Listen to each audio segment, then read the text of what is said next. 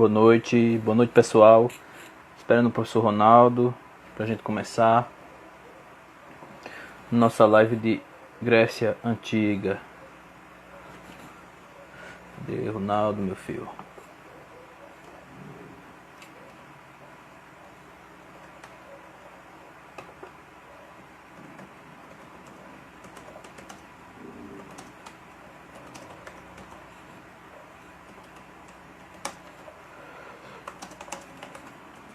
Boa noite, boa noite.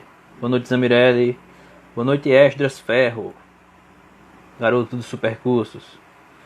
Boa noite, Yasmin Miranda. Professor Anderson, professor de redação dos supercursos Palmeira dos Índios.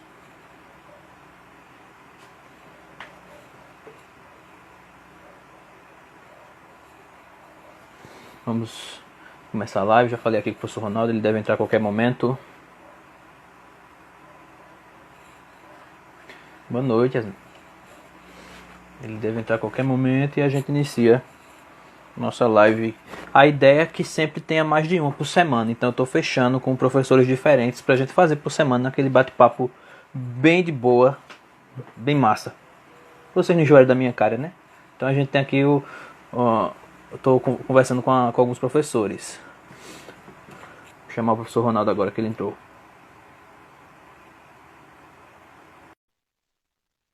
Oi, amor. E aí temos... Fala, Ronaldo, meu filho. E aí, meu Essa brother, beleza? tá Tudo com a cara bem? cortada. Vou botar aqui, ajeitar aqui pra ficar melhor. Boa noite. Eu tô aqui recebendo a galera, já tem umas 16 pessoas e tá entrando mais. Boa noite, Esperar pessoal. que... Boa noite, Moraes. Boa Agora sim, noite, vamos dar um... oficialmente. agora sim. Enquanto a gente tá esperando uns 5 minutinhos, né, pra galera entrar mais, eu vou dando um boletim básico de como está a situação de Palmeira dos Índios, nosso município nessa quarentena. Boa noite, Tiago. Tiago, Supercurso entrou aí, ó. Supercursos Boa noite, Palmeira. Thiago. Vamos dar um boletim básico do coronavírus em Palmeira. Eu tô aqui com a última postagem da prefeitura atualizada ontem. Acho que ele vai atualizar a qualquer momento também hoje, mas essa é a mais recente. Confirmados são 7 pessoas. Teve cura. Óbitos, graças a Deus, nenhum vitimado pelo Por corona. enquanto, né? Por Infelizmente, a enquanto. gente tem que esperar que isso venha a acontecer, infelizmente, no nosso município. É. Descartados 19 e casos suspeitos 9 e estão monitorando 240. Eu acho que a tendência é aumentar porque chegou os kits de, de exame, né? Aquele testezinho Isso, rápido o teste para rápido. coronavírus. Então, com mais eficiência, eles podem fazer mais. E a novidade é que o próprio prefeito está com o corona. Ele publicou Foi ontem, confirmado. ele mesmo publicou. Ocorre que, inevitavelmente, terminei tendo contato com uma pessoa próxima que testou positivo para o coronavírus. Seguindo a orientação das autoridades, tive que seguir o protocolo, que neste caso determina a realização do exame. Asseguro que estou bem, sem apresentar os sintomas. E trabalhando por videoconferência. Mais uma vez, obrigado pelo apoio. Ele esclareceu, né? Ele fez o teste e vamos ver os exames, né? Porque faz O mais de uma vez, né? resultado. O teste faz umas 3 vezes, Isso. né? Para ver se confirma. A Né? eficácia do Então, teste rápido, ela não é tão eficaz assim, né? Ele não é um teste 100%, 100% que se deve aceitar assim. Por isso que muitas pessoas que estão fazendo o teste, elas estão refazendo ele na forma, uhum, naquela forma de de sangue, sangue. né? Uhum. Resumo geral, né? Do que a gente vai ver hoje aqui de Grécia. A ideia com o professor Ronaldo é porque o professor Ronaldo ele é professor de filosofia também. E aí a gente faz um Isso, bate-papo nas duas versões, né? Além de ser formado em história, os tranquilo. dois, né? A gente também tem aptidão para filosofia, sociologia, essas Beleza. coisas. Ano passado eu estava com filosofia lá no cursinho do CEA. Esse ano não deu por conta dos horários. Aí o Ronaldo é quem assumiu. E aí, a Grécia Antiga que conhecemos, ela é o berço da civilização ocidental, da democracia, do teatro, ou onde viveram filósofos como Sócrates, Platão, Aristóteles. É muito diferente do país Grécia que nós conhecemos atualmente, né? Tem que saber fazer essa Isso. diferença. Há uma diferença básica. A Grécia Antiga é diferente da Grécia atual, porque o país atual ele passou por transformações, já pertenceu à Turquia, então é totalmente diferente. resta a língua, né? E as cidades que estão lá e são visitadas todo ano. Para os gregos antigos, aquilo não era um país. O que existia ali era o chamado mundo grego. A gente tem que salientar isso. Esse mundo grego, que a gente chama de Hélade. Mais tarde eu dou mais detalhes. Ser grego ou heleno significava falar o grego, ter a mesma cultura, os mesmos deuses, e não necessariamente morar no mesmo país. Tanto que eles eram cidades separadas, cidades que eram concorrentes. Continuando. Aqueles que não eram considerados gregos eram chamados de bárbaros, daí o termo bárbaro, né? Além disso, os demais povos, né, os gregos se serviam desses povos por conta do comércio de metais, alimentos, pilhagem durante guerras e a obtenção de mão de obra escravizada.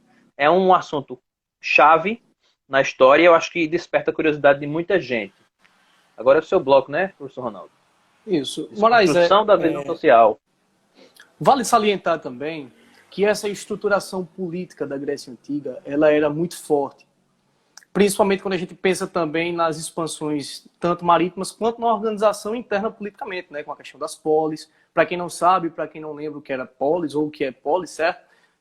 Foram as primeiras formas, as primeiras organizações políticas voltadas a um pensamento social, certo? Era nas Isso polis, mesmo. as polis eram pequenas cidades-estados, certo? Elas tinham autonomia entre elas próprias, elas tinham leis diferentes, elas tinham autonomia burocrata diferente, certo? Então, necessariamente, o que era proibido em uma cidade, em outra poderia não ser, tanto assim. Né? Gostaria de registrar a presença de Alcineide Nascimento, está acompanhando nossa live. Muito obrigado pela presença. Alcineide Nascimento, diretora do Complexo Educacional Agostiniano. Estou até fardado, porque eu estava gravando um vídeo mais cedo, nem a roupa eu troquei. Inclusive, estamos trabalhando muito mais em casa do que presencialmente. Exatamente. Né? Porque tem que ter todo um cuidado, edição, né? Tirar as gagueirazinhas que saem na fala. Enfim. Né? Para mandar para os alunos, mas não, os alunos não vêm em cima da gente depois. Vamos lá. O mundo pode continuar, professor. Você vai falar de uma desconstrução da visão social errônea perante a filosofia, né?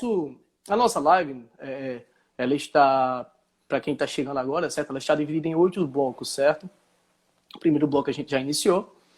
Luan Moraes muito bem começou o bloco dele. Agora a gente vai tentar desconstruir um pouco essa imagem dessa filosofia que nós temos, certo? Porque, infelizmente, socialmente falando, nós temos ainda uma visão errônea do filósofo, por assim dizer, certo? Acho que dos últimos 10 anos, 10, 8 anos para cá, a gente vem tendo uma demonização das ciências humanas. E isso é nítido, certo? Concorde comigo, Moraes. Veja se eu estou falando aqui alguma... Ontem, o presidente da República, né, ele vetou a proposta de transformar a categoria de historiador em profissão. Lembrando que geógrafo é profissão, paleontólogo é profissão. Por que o historiador não pode ser? Ele disse que isso fere o código de livre expressão. Quer dizer que para ele qualquer pessoa pode falar de história, menos a gente. Entendeu? E nós somos formados, nós temos diploma, nós temos capacidade de leitura, aquela coisa. A escrita do historiador é algo muito particular. É algo muito verossímil, muito não é imparcial, porque não existe parcialidade, mas é melhor do que essas teorias da conspiração que a galera costuma acreditar.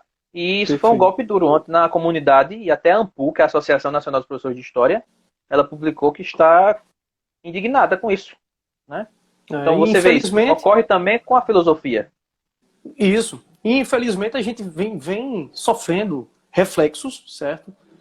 No nosso dia a dia e na nossa profissão também, que são um reflexo disso. Certo? Uhum. Há casos de, por exemplo, alunos que eu já tive, certo? Chegarem com páginas do livro de filosofia arrancados, porque o pai não quer que o aluno veja aquilo. Chegar com páginas do livro chegar com páginas do módulo de sociologia arrancados, porque não quer que veja teorias socialistas, ou enfim. Então isso acaba repercutindo diretamente no nosso dia a dia, na nossa prática de trabalho, certo? E o aluno, ele ao ver isso, ele se desmotiva. Ele se desmotiva, porque é uma perspectiva geral, né? Se você pegar aulas de cursinhos, isso fala em uma visão geral, certo? O pessoal tanto faz como tanto fez, né? Eles não têm o incentivo, não têm a prática, e isso vem logo do início, né?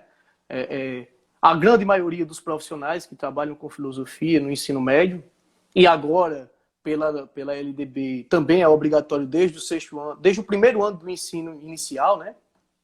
Não é um pessoal preparado, por assim dizer, para trabalhar com filosofia, tanto com criança quanto adolescente. Né? São escassas, por sinal, muito escassas ainda, as universidades que tratam o ensino de filosofia da maneira adequada e com as leituras acadêmicas adequadas da forma como ela deve ser. E, infelizmente, né, os pedagogos, né, o curso de pedagogia, apesar dele ser licenciado para ensinar, né, a matéria de filosofia, mas a carga de leitura ainda é uma carga muito pouca, muito pequena. E que, infelizmente, se o professor tem uma carga de leitura pequena, ele não consegue passar para o aluno uma carga de leitura boa também, certo? Ele acaba repercutindo e caindo naquele esquenta de café, né, de só pegar o livro didático, fazer um resumo, copiar no quadro, explicar o que ele sabe e acabou. Leitura acadêmica, zero.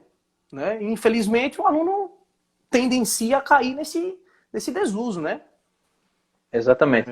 É bom que a gente fale nisso, porque a Grécia, ela traz pra gente esse mundo, né, da filosofia, e é lá que se inicia isso, essa coisa do pensamento. Por isso que a nossa sociedade, é por isso que estudamos Grécia hoje, porque nossa sociedade ocidental, herança de Portugal e Espanha, que foi Roma, e Roma foi Grécia, dominou Grécia. Então, toda essa cultura, ela passa pra gente, esse modo de pensar, o modo de ver o corpo na estética, a forma estética, o culto ao belo, essa coisa do culto ao corpo, belo, perfeito. Vem da estética grega. Nós temos também a organização, que vem tudo de Aristóteles, da biologia, começa com Aristóteles, a organização até de elementos químicos, de coisa química lá do passado, começa com Aristóteles, pô. O Aristóteles já tinha uma ideia do que seriam essas coisas. Fora as reflexões de Platão em A República, que dão base para o pensamento político, social. Social, exatamente. Vamos pensar nisso, né? Que é a importância da cultura grega no nosso mundo. É importante também, e vale salientar, já puxando a sardinha já um pouco para a filosofia, que a filosofia, as margens do conhecimento, as luzes do conhecimento, ela é a mãe de todas as outras ciências, né? É a base do conhecimento científico, é o que faz você raciocinar, você pensar, você processar. E a partir do momento que você exclui esse pensar, esse processar da sua linha de raciocínio, lhe complica. Lhe complica literalmente. Né? O pessoal que está saindo do ensino médio, e isso eu deixo claríssimo, quem já foi meu aluno vai saber disso que eu estou falando, sabe que não vai se livrar de filosofia nem de sociologia tão fácil assim, não. Muito menos de história. Tem disciplinas em todos os cursos. Curso de medicina tem, curso de... todo curso tem. 90% dos cursos superiores no Brasil, o tronco inicial é falando justamente disso que nós estamos debatendo aqui. Então, o cara que exclui isso da sua rotina de estudo agora, ele vai sentir uma dificuldade enorme quando ele entrar no mundo acadêmico. Podemos passar ao próximo bloco? Vamos lá. Próximo bloco, nós vamos começar agora já com a localização geográfica. Como eu havia falado, esse nosso Grécia não é um país unitário. A Grécia era composta por cidades-estado. Politicamente, as cidades eram todas independentes, inclusive tinham formas diferentes de se administrar. Tinha o seu próprio rei, sua própria administração, sua própria forma de educação. Por exemplo, a educação da mulher espartana era totalmente diferente da educação da mulher ateniense. Na verdade, ela não tinha nem direito a isso. A mulher ateniense, ela era um objeto de casa, era para reproduzir. Então, nós temos aqui o nosso mundo grego, na Península Balcânica, leste europeu, certo? Ali vizinho da Albânia, Macedônia, Sérvia, Bulgária, perto da Turquia. Inclusive, várias cidades gregas do mundo antigo são na Turquia, por conta que esse território ele se expandia para o chamado mundo grego, não era só naquele território que é a Grécia de hoje. Então, já vamos relativizando isso aí na nossa cabeça. A Grécia de hoje não é a Grécia antiga. Esse mundo grego, ele vivia ali às voltas com o mar Egeu, o mar Mediterrâneo, foi formado por várias ilhas, inclusive a ilha de Creta é a maior ilha daquela região, a península do Peloponeso, a região de Ática, certo? Então nós temos aí várias regiões. Periodização básica. A Grécia pode ser dividida pelo menos em 5 partes, né? Na divisão básica desse território grego, esse mundo grego. A Grécia continental, a Grécia peninsular, que é a região do Peloponeso, de Esparta. A Grécia insular, a Grécia asiática, a Magna Grécia. Estes dois últimos são territórios mais longínquos. né, que a gente possibilita perceber o quanto esse povo grego expandiu de sua cultura. O quanto esse povo grego ele caminhou, né, enquanto Perfeito.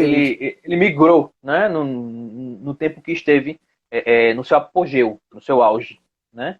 Acho que essa parte aí já dá conta do nosso mundo grego. Só lembrando, é um mundo grego. Grego. Ou a Hélade, como a gente fala, chama muito os gregos de helenos.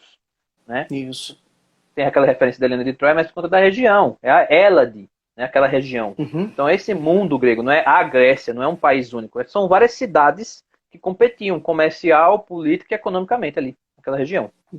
E quando a gente Manda fala ver. de mundo oriental, né, a Uhum. expansão, essa expansão grega, ela era algo tão presente, né, tão forte, que as expansões do mundo grego trazia até mesmo experiência para a Grécia, a qual ela utilizava Uhum. abertamente, né, por assim dizer, falando.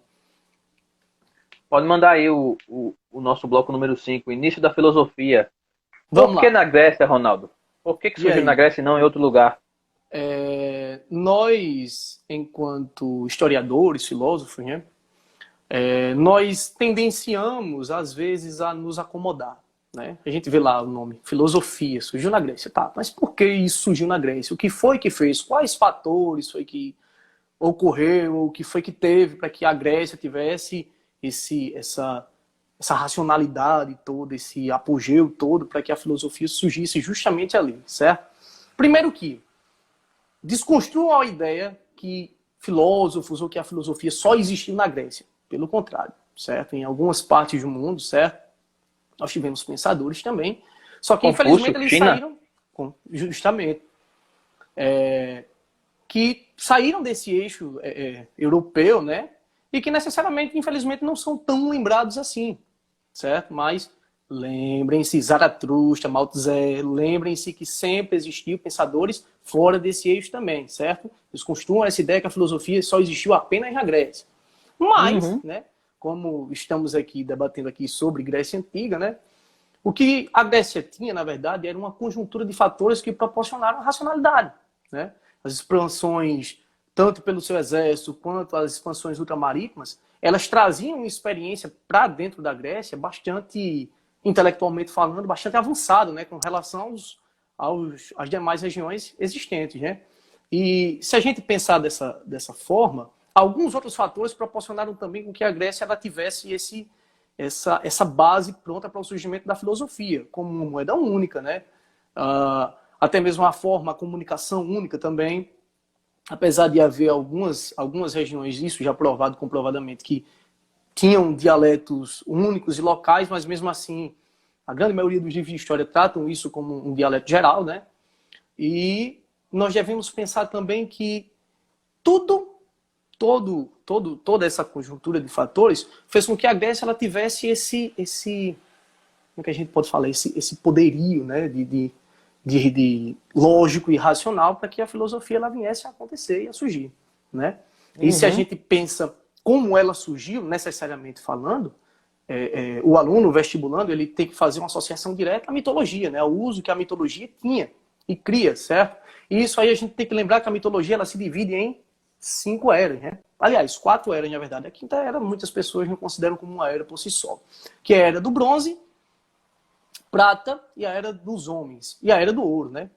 Onde há o surgimento dos deuses, há o surgimento do cosmos. Isso aí a gente está falando aqui, resumidamente falando, mas é uma história muito extensa para que a gente falasse aqui, Uhum. né? Se a gente ficasse aqui E lembrando, debatendo sobre né, isso. Ronaldo, uma curiosidade sobre essa mitologia é que os mitos não são criados só porque eles são ligados à vida e à natureza circundante. Perfeito, perfeito. Todo o mito ele tem toda uma função de explicar os fenômenos da vida, os fenômenos inclusive sociais, certo? Então, o mito ele serve para isso.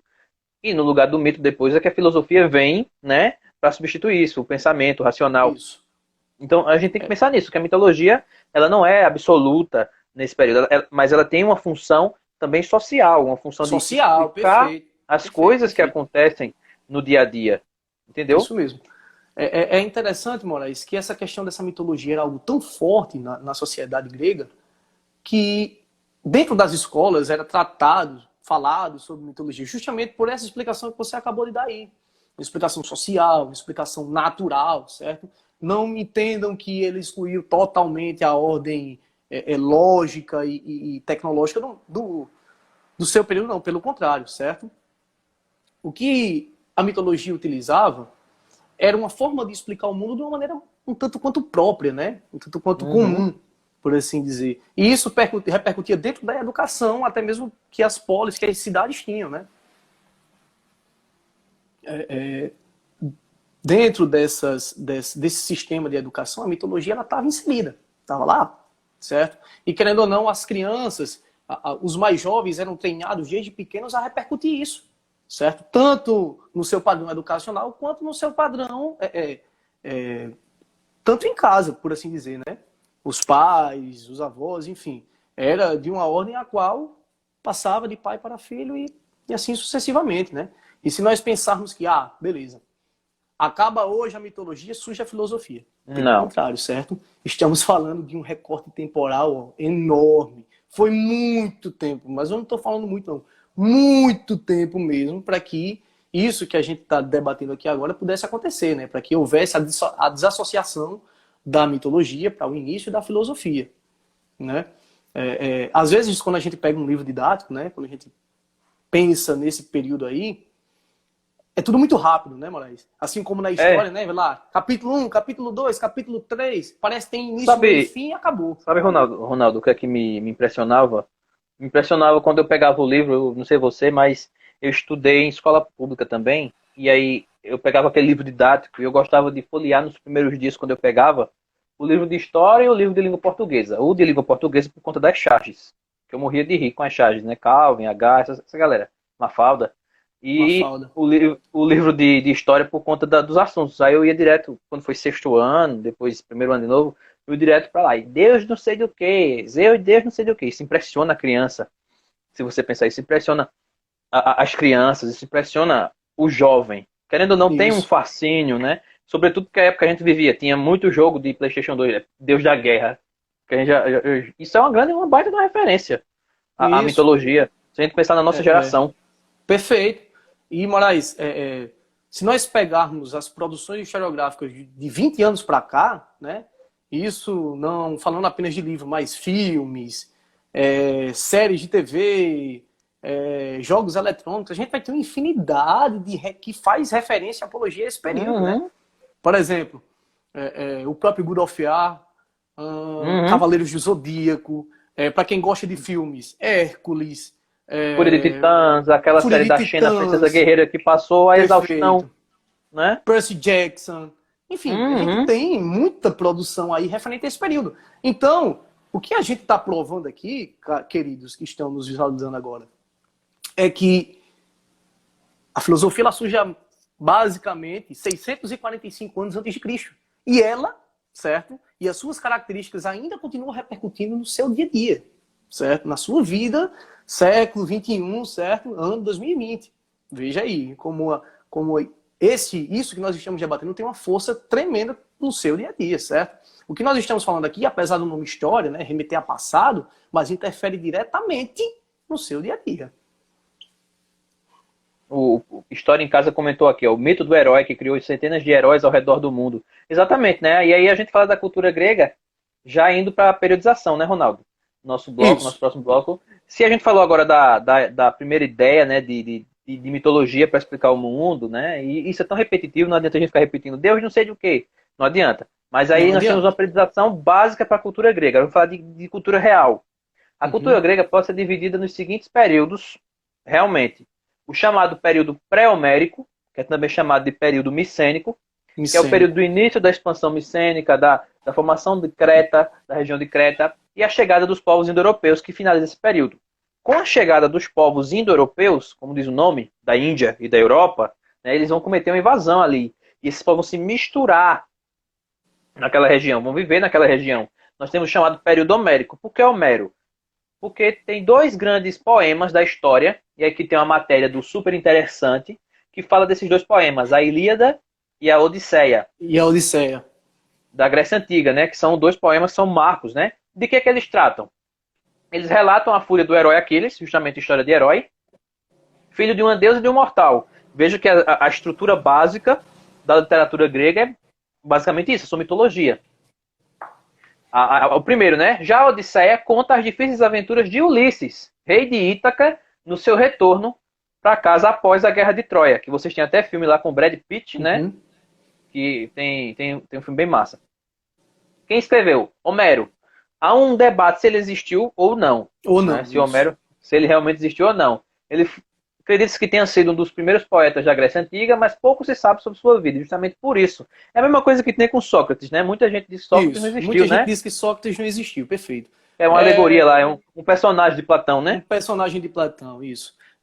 Mas calcula-se que tenha nascido por volta do ano 8, nos séculos 8 ou 9 a.C. Isso, Homero. Por que essa Ilíada e Odisseia mudou a humanidade? Né? Por que isso mudou a humanidade? São os dois maiores poemas épicos. O que é um épico? É uma história de herói, uma história grandiosa. Né? Se você perceber, aquele conflito grandioso, né? Os épicos. Considerados o início da literatura ocidental, o épico. Por isso a gente estuda o gênero épico em literatura. Também sou professor de literatura e nós também estudamos o gênero épico. É uma manifestação de arte, de literatura, da civilização ocidental. E seus personagens e sagas se tornaram símbolos e arquétipos. O que é o arquétipo? Aquele personagem, o herói, o mocinho, o vilão, o deus. É o arquétipo. Né? Da aventura humana. As pessoas se viam naquilo ali, né? A briga por Helena, né? Levados pelas diferenças, de estilo de cada poema, estudiosos há séculos discutem a hipótese de cada um dos textos pertencer a um autor diferente, ou de ambos serem recomposição de poemas anteriores da tradição oral reunidos por um poeta anônimo. Fica aí o mistério, né? Eu gosto muito disso, né? Fica aí o mistério. Fica o mistério. Essa história de Homero, em uma matéria interessantíssima. Recomendo que vocês sigam a super interessante da Abril, né? Do grupo Abril. Dando sequência, nós temos também o período arcaico, que é a formação das polis, das cidades-estado gregas. Vale destacar Atenas e Esparta, que a gente usa muito em história, né? A gente só Atenas e Esparta. Até fala das outras, né? A galera está acostumada com cidades-estado porque tem muito na Bíblia, né? Tem Corinto, Carta de São Paulo Apóstolo aos Coríntios, Tessalônica, Carta de São Paulo Apóstolo aos Tessalonicenses, isso em Éfeso, né? A Bíblia faz referência a isso.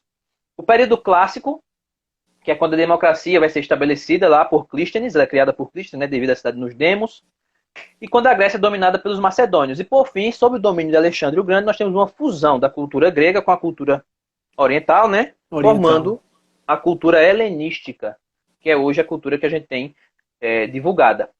Acho que esses são os períodos históricos básicos para a gente tratar aqui. Vamos tratar agora de cada um em separado, né, Ronaldo? Depois eu vou disponibilizar o material. Nós vamos tratar desses períodos, né? Fala rapidamente de cada período, porque não dá para falar muito, senão a gente fica 1 hora em cada período e a live só tem um tempo básico, né? Não dá para falar de tudo. Engano, são 1 hora, salvo engano. Né? É, só 1 hora. Para falar de tudo é complicado, certo? Bom, período pré-homérico. Diga aí. A gente, quando vai falar desses períodos em separado, né? Nós temos que entender que eles tinham características únicas, né? Cada período desse, eles tinham, segundo a escrita, né, os seus heróis, os seus avanços, as suas táticas de guerra, por assim dizer, certo? Mas vejam que as principais características, ou a principal característica desse período pré-homérico é justamente essa mescla, né? Essa mescla de mundos, aonde a chegada de novas culturas para dentro da Grécia, e aonde o povo grego também, há de se salientar, ele consegue adaptar tudo que chega, de novo, certo? À sua própria cultura. E isso de uma maneira muito rápida, certo?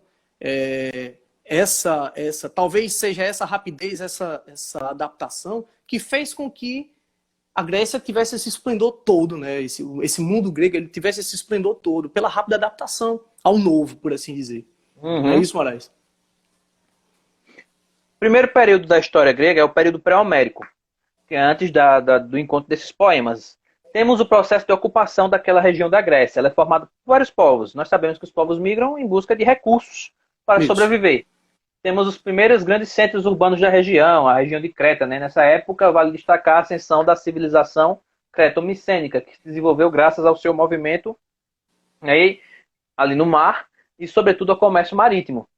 Ao fim dessa época, nós vamos ter as invasões dos dórios, dos jônios, principalmente. Os dórios vão formar os espartanos e os jônios vão formar o pessoal de Atenas. De E o Atenas. retorno a pequenas comunidades agrícolas subsistentes. Então, nós vamos ter ali grupos vivendo nesse período. Vale destacar nesse período a cultura de Creta. Eu acho fantástica a cultura de Creta. Eles tinham uma deusa feminina, uma deusa mulher, né? Uma deusa, um espectro feminino. E o padrão de Uhum. beleza dessa deusa não era um padrão de beleza atual, era o padrão de beleza gordinha. Você tem estátuas dela, eu lembro até quando a gente viu isso na aula. Opa, Uhum. Paula. Então nós tivemos isso na aula e eu lembro desse período. Período homérico, né, o segundo período da história. As comunidades se transformam nos mais importantes núcleos sociais. Essas comunidades que chegam ao fim da invasão, elas se tornam núcleos e cada gênus forma uma família diferente. Nesse período eles eram por gênero, né, por famílias. Eram Isso, tipo famílias. tribos, né, liderados por chefe.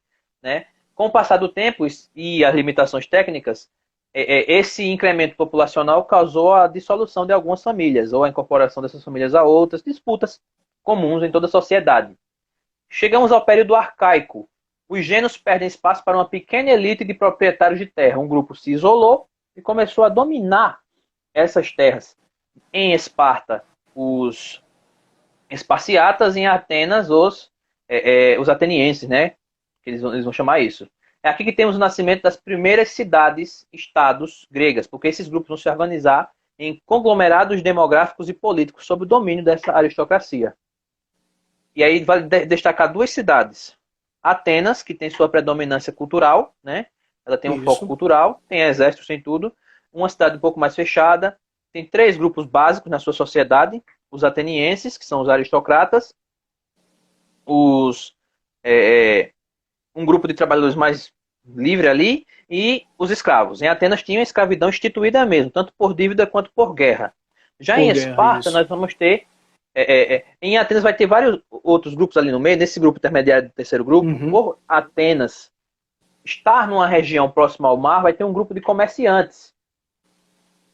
Vai ter um grupo de comerciantes. Então, nós vamos ter a influência desses comerciantes. O que não tem em Esparta. Em Esparta, a organização é totalmente diferente. Embora falassem a mesma língua, Mas organizações políticas distintas, né? É a prova viva é, da polis, né? É a prova viva da exatamente. polis. E Ou aí você seja, tem o grupo dos ilotas. Em Esparta você tem uma classe chamada de ilotas. Você sabe o que é isso? Um escravo do Estado. Ele não era de uma pessoa específica. Ele era um escravo do Estado. Um ilota. Um escravo do Estado. E aí eu vi o grupo dos espartanos, que era o grupo que dominava. E a cultura espartana ainda acho mais interessante, porque eles tinham toda uma forma de educar voltada para a guerra. O voltada menino para a era guerra, criador de perfeito. 7 anos, era tirado já novo da família aos 7 anos, né? Até 7 anos, já era treinado.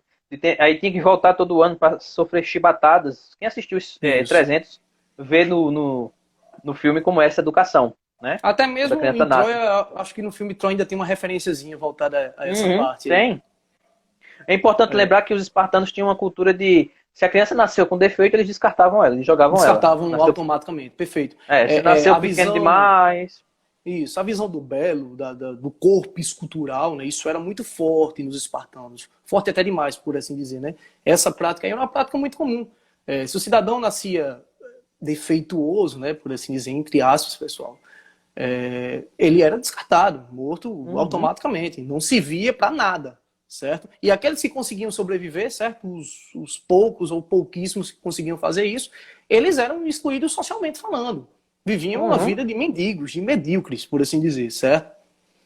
É, Em Atenas a situação já era outra. Como eles tinham uma classe de demiurgos, né, e os georgóis, que era uma classe intermediária de comerciantes e uhum, trabalhadores, eles tinham uma sociedade totalmente dominada pela relação comercial e por uma elite. E a mulher não tinha espaço. A mulher espartana era educada, inclusive, para cuidar da cidade. Não estou dizendo que ela era livre de tudo, não, mas com relação a uma comparação entre a mulher espartana e ateniense, a espartana tinha mais liberdade. tinha mais Já a liberdade, ateniense perfeito. tem até música que fala disso, né? Lá da letra do Chico É, Buarque, nós temos a música Mulheres de Atenas, né? Que fala disso. Ele fala, ó, mirem-se no exemplo daquelas mulheres de Atenas. Vivem para os seus maridos, orgulho e raça de Atenas. Ou seja, viver para o marido. Quando amadas se perfumam, se banham com leite e se arrumam. Quando fustigadas não choram, elas se ajoelham, pedem, imploram. Mais duras É, penas. Então você é percebe aí. interessante, é interessante que a participação política das mulheres, ela dentro da polis, ela não existia, né? A alta Não. aristocracia, ela tomava de conta da polis e ela permitia que apenas pessoas do alto escalão das sociedades, certo? E que necessariamente pessoas que tinham alta influência perante ela pudessem participar da polis, certo? As características que eram tomadas, as medidas políticas que eram tomadas, eram todas pensando no alto escalão, certo? Uhum. Alguns escritos mostram que eles ainda debatiam sobre participação popular, né? A construção de pontes, construção de edifícios, enfim. Mas, como você bem tocou aí na participação feminina política, zero. Uhum. Não existia, por assim dizer. Em nenhum Né? grupo ali. Nenhum grupo, perfeito. Politicamente falando, Atenas tinha um rei, né? E tinha um conselho, né? E Uhum. Esparta tinha dois reis. Só que na prática os dois reis eram controlados pela Gerúsia, que é um órgão que é dominado por cinco pessoas mais velhas. Lembrando que em Esparta nós temos a categoria de soldado cidadão. O soldado só vai participar, ele tem que ser militar, ele tem que fazer parte. É um exército que tem uma cidade, não uma cidade que tem um exército. Né? É isso aí. Em Atenas, no futuro, nós temos o desenvolvimento da democracia com Clístenes. Mas antes nós tivemos reformas importantes dos irmãos Drácula e Solon, né? Na Ô, Grécia, que vão... Moraes, é Oi. interessante porque às vezes a história dialoga com o nosso presente, né? O serviço militar Uhum. brasileiro, ele dialoga basicamente falando nessa mesma lógica. Ora, você serve o Brasil. E a hora que o Brasil necessitar, você tem que fazer o quê? Servir a ele. Uhum. Nós, para quem não sabe, pessoal, eu e o professor Moraes do Exército, não é isso, Moraes? Uhum. Participamos, estudamos juntos, fizemos faculdade juntos e servimos ainda o Exército juntos, certo? Nossa amizade aí vem de longa data, somos parceiros de trabalho na universidade, enfim. Mas é isso aí, né? Essa lógica aí, né? A história repercute, a história, a filosofia e tantas outras ciências humanas repercutem diretamente no nosso dia a dia, né? A gente não pode Uhum. fechar os olhos para achar que estou estudando uma coisa de 600 anos antes de Cristo, mas necessariamente isso aí não vai me servir em nada. Pelo contrário. E Moraes acabou de falar aí, é uma coisa que acontece permanentemente, todos os anos. É, é, é ignorância pensar que a cultura grega não vai influenciar na nossa, né? São inúmeras referências. E aí, politicamente falando, nós temos já aí a formação de órgãos, né? Uhum. De organização política, e principalmente em Organizações Atenas. políticas. Para você ter ideia, naquela época, o Clístenes dividiu a cidade em 10 demos, tipo 10 bairros. Uhum. Aí, por isso, democracia. E aí, uma quantidade de pessoas determinada dos demos podia votar. Quem eram essas pessoas? A partir dos 18 anos, se fosse ateniense, filho de pais atenienses. Só. Mulher não votava, escravo não votava e estrangeiro também não. Então, era um grupo bem restrito. Mas já era amplo se pensar nisso. Essa é a democracia grega. Uhum. No Enem, eles cobram muito que você compare os limites Perfeito. da democracia grega e da democracia brasileira. Vamos comparar hoje. A nossa democracia parte dos 16 anos. Todo mundo vota, diferente de raça, sexo, renda. Todo mundo. Participação Olha a política diferença. feminina. Tem participação política feminina. Entendeu? Independente de raça, sexo, tudo. Uhum. Então pensem nisso. Pensem nessa quantidade, nessa possibilidade. Outra Isso. coisa importante de se pensar é essa religião. A religião deles é politeísta. Embora cada cidade tivesse uma divindade principal, mas ela era geralmente politeísta. E os sacrifícios eram feitos eram feitos sacrifícios, né, de animais, de frutos, essas coisas, eram bem Animais, comuns, né? frutos. Bem comuns, É. isso. Os deuses tinham forma humana, e por terem forma humana, eles também eram falhos. O próprio Zeus é adúltero, certo? Perfeito. É muito comum Perfeito. ele ser adúltero. E os humanos se miravam muito no exemplo. Tanto que a liberdade sexual era muito grande. Vamos falar culturalmente agora, né? A liberdade sexual entre os gregos era muito grande. Eles tinham um conceito de prazer bem diferente. Se você for pensar, como a mulher não era respeitada necessariamente, Uhum. alguns grupos não achavam que ela tinha direito ao prazer com o outro. Então, era muito comum os homens já desde cedo ter relações homossexuais. Sobretudo os Além de espartanos, né? Que que, passavam sobretudo os grande parte do espartanos, tempo na né? guerra. Perfeito. E eles tinham também a lógica, a ideia da relação sexual concisa entre homem e homem, certo? Você absorver para si as melhores características do seu parceiro, né? Por assim dizer. Uhum. Então, vejam, e já puxando também um viés disso que você acabou de dizer, um dos filmes mais novos que nós temos aí, certo? Voltados à mitologia grega, Percy Jackson, que fala sobre os semideuses, é justamente isso, né? A capacidade dos deuses de vir à Terra, se reproduzirem e por aqui formarem semideuses, né? Que é metade homem e metade deus. Essa história da Justamente isso. Grécia, ela é importante se falar porque no período clássico, essas cidades elas vão ter sua autonomia política confrontada. Primeiro por uma invasão dos persas, né? Vamos ter as guerras contra os persas, a guerra contra a Pérsia, né? E aí nós vamos ter a Pérsia de Xerxes tentando invadir a Grécia, né, para alcançar o outro lado. Para E nós alcançar o vamos ter outro o lado. episódio de 300 de Esparta, nós vamos ter a derrota deles, e aí a Grécia vai se organizar na Liga de Delos, sob o comando de Atenas, e vão derrotar a Pérsia. Só que aí Atenas vai impor a sua cultura, já no período clássico. E já no E aí período começa a clássico. coisa, já é a coisa, aí quando a coisa começa a desandar, nós vamos ter o século de Péricles, que é o rei da Grécia, eu sei que todo mundo pensou no Péricles, no cantor, todo mundo pensa nisso, né, Ronaldo? A gente fala. Só que, se a gente for pensar, há uma imposição da cultura ateniense e depois Esparta discorda de Atenas, derrota Atenas, depois Corinto, depois Tebas e assim sucessivamente.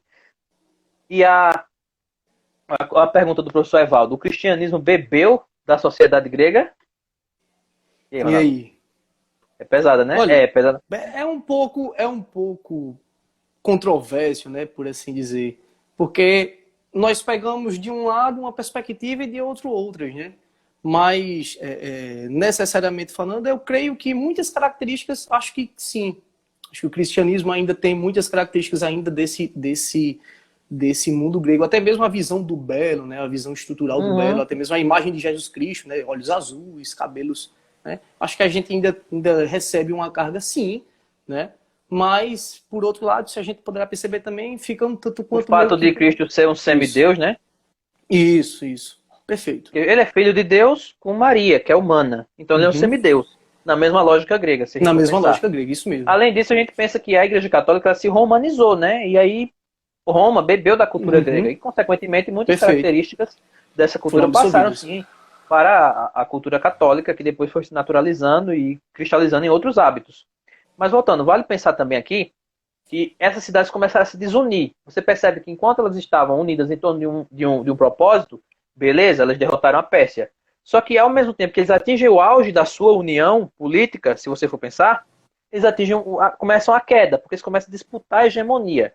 As cidades começam a disputar quem é que manda, qual tipo de cultura, se é a cultura ateniense, se é a cultura espartana, se é a cultura de Corinto, se é a cultura tebana, e assim sucessivamente. Vale lembrar um dos textos mais bonitos dessa época que eu gosto Édipo, né? Já lê esse Édipo, gosto de Édipo, que tem o complexo de Édipo, Não, ainda né? não cheguei a ter Mata o pai, casa com a mãe, os filhos tudinho caem em desgraça também. E, olha, é a tragédia grega, é muito, muito top. Você tem até os coros, né, no texto. no Eu acho texto. lindo. O coro, né? Porque era muito comum a peça ser narrada e ter um coro. Tipo, e Édipo se deu mal. Aí tem um coro, se deu mal. Aquele coro cantando, eles cantam o Isso, é porque processo. a maioria da escrita, né, é voltada ao teatro grego, né? O teatro Uhum. grego marco principal para o que nós temos hoje, né, voltado ao teatro. Nós temos que lembrar também que toda a escrita era uma escrita narrativa pensando para o teatro, né? A grande maioria dela, por sinal. Então, isso era uma prática muito comum, né? Você escrever em primeira pessoa para que, imaginando a resposta dos espectadores. Enfim, isso é algo sensacional que eu acho que só pouquíssimas culturas conseguem fazer e trazer esse fascínio que a cultura grega consegue fazer e trazer para a gente. Ó, sobre a mulher, tem um artigo que eu gostei chamado Sexo e Casamento na Grécia Antiga, certo? Sexo e Casamento na Grécia Antiga. A colega aqui, a menina perguntou aqui, ó.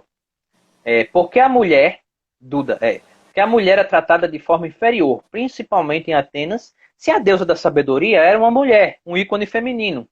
E aqui a gente pensa, ó, partes tradicionais dos matrimônios, entrada com pai, vestido branco, já rolavam na Grécia Antiga, viu? Isso. Hoje em dia na Grécia, a Grécia é uma democracia, viu? Embora esteja em crise, a Grécia é uma Embora democracia, viu, esteja em Isabel? crise, aliás, todos os países já estão em crise, é uma democracia. A participação feminina ainda hoje é bastante presente, até por sinal. Aqui, ó, culturalmente falando sobre as mulheres gregas, para quem tem curiosidade. Nikeion era o nome da parte de uma residência grega que era reservada às mulheres. Elas não eram permitidas circular em toda a casa, para vocês terem ideia. Na adolescência, as meninas gregas eram separadas dos irmãos e criadas isoladas. Elas só recebiam visitas de outras mulheres ou parentes mais chegados. Se saíssem, elas estavam sempre acompanhadas do marido ou dos pais e vestidas da cabeça aos pés, e agiam com a máxima discrição. Durante toda a vida, as mulheres ficavam sob a tutoria de alguém, do pai, do marido, de um filho, viu? Caso se tornassem viúvas. Se a mulher traísse o marido, ele estava autorizado a matá-la em público. Os homens podiam ter amantes de ambos os sexos, porque era muito livre o sexo na Grécia, sem constrangimento. Relações homossexuais eram comuns entre homens na antiga Grécia. Os gregos eram conhecidos por nutrir amizades coloridas. Mas o casamento entre dois homens adultos, era considerado estranho. Então eles casavam com mulheres, né? Porque tinha aquela questão reprodutiva. Isso. A homossexualidade masculina era mais comum em duplas compostas por um homem mais velho e outro bem jovem. E a gente fala agora da pederastia, né? Que ele passava os conhecimentos, né?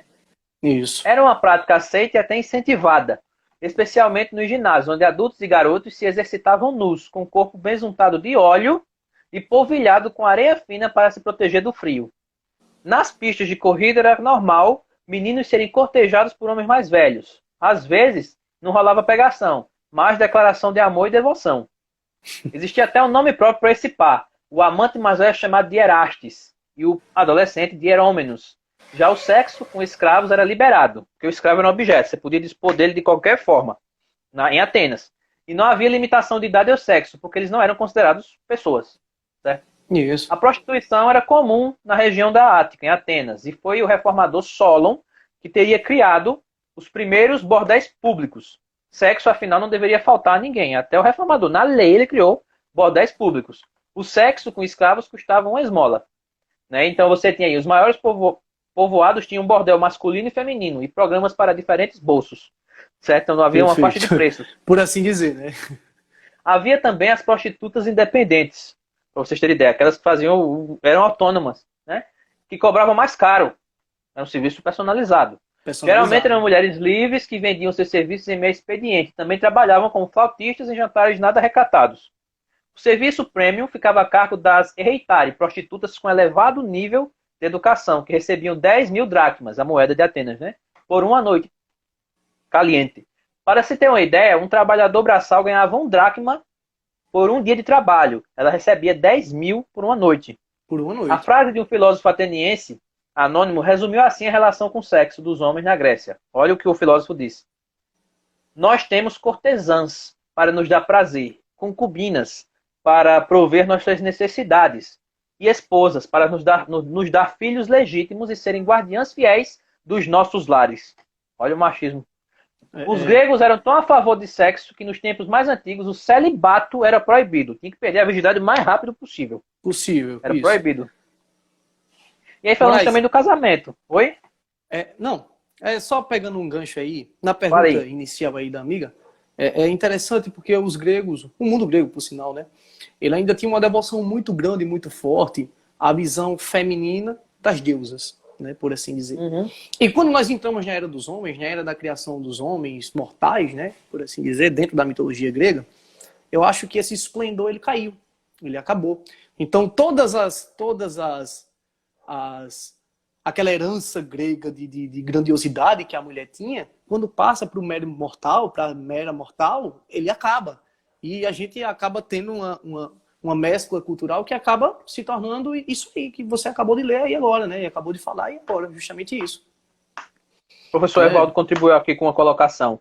Diversos vocábulos do nosso português são heranças do grego. E sim, são. A gente usa muito na ciência, né? Democracia, meritocracia, palavras comuns no dia a dia, né? Teocracia, né? A Alana está dizendo aqui, a mulher é realmente um objeto para a procriação nessa época. Então, a gente tem essa contribuição. Como é que era o casamento? Você sabe que em toda sociedade o casamento ele é essencial. É algo que é utilizado com fins políticos. Apesar disso, grande parte da tradição do matrimônio do nosso ocidente ele vem da Grécia. Assim como hoje a união na Atenas no século V a.C. ela era regulamentada por um contrato. Tem um contrato, ou você assina na igreja ou assina no cartório, que ficava depositado nas mãos de uma terceira pessoa, a testemunha. Em caso de infertilidade ou adultério da mulher, o divórcio era autorizado. A cerimônia ocorria na casa dos pais da noiva, e era o pai que entregava a filha ao marido. É bem parecido com o casamento atual. O rito era seguido de um banquete nupcial, onde a noiva permanecia de rosto coberto, vestida de branco e com flores na cabeça. Depois disso, uma procissão acompanhava o casal até o seu novo lar. Diante da porta, reproduzia-se a cena clássica de novelas e filmes românticos. Enfim, o homem segurava a mulher no colo, e aí nós temos essa influência na nossa cultura. Casar e ter filhos era o dever cívico e religioso em toda a Grécia, procriar. Né? Os gregos não tinham apreço aos mortos também. Quando alguém morria, seus olhos eram fechados e uma moeda colocada entre seus dentes. Segundo a crença, a moeda servia para pagar a passagem a Caronte, o barqueiro do inferno. Né? Isso na época mitológica. Ele usava a moeda para pagar o Caronte. Enfim, se a gente for ficar aqui falando só desses elementos da cultura grega, a poderia gente ficar aqui a noite inteira debatendo e falando. A gente necessariamente parece muito, eu faço uma analogia direta àquilo que a gente traz nas aulas de filosofia, né? Se a gente pegar as perguntas que permeiam a história da vida do homem, quem nós somos, de onde nós viemos, para onde nós vamos, chegaríamos a respostas obsoletas, né? A gente teria suposições de respostas. Você fala agora dos clássicos da filosofia, né? Que vem da Grécia Antiga, né? Que vem justamente da Grécia Antiga. Sócrates, Platão e Aristóteles, eles vão fundar todo esse pensamento filosófico que nós vemos, né? Até mesmo em períodos pós-Grécia Antiga, né? No período medieval, no período moderno, pós-moderno, enfim. Toda a massa de conhecimento que foi criada ali, né? Toda a lógica de raciocínio, e isso quando a gente fala de lógica de raciocínio, vocês têm que lembrar, quem vai fazer vestibular, é uma dica importantíssima, certo? Lembrarem dos pré-socráticos. Muita gente esquece dos autores pré-socráticos, pelo amor de Deus, não façam isso, certo? Os autores pré-socráticos tiveram influência direta para ano passado mesmo tiveram um monte de questões, teve epicurismo, um monte de coisa. Perfeito. Para a saída da lógica mitológica e ao início de uma ciência, por assim dizer, formada, né? E baseado por isso aí, os filósofos pré-socráticos também são conhecidos como filósofos da natureza, né? Porque eles utilizavam fenômenos e elementos naturais para explicar a psique, né? A axé, por assim dizer.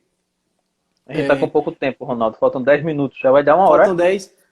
Já vai dar uma hora? 10 não, 5. Já vai dar. A gente começou 7h30, já vai dar 8h20.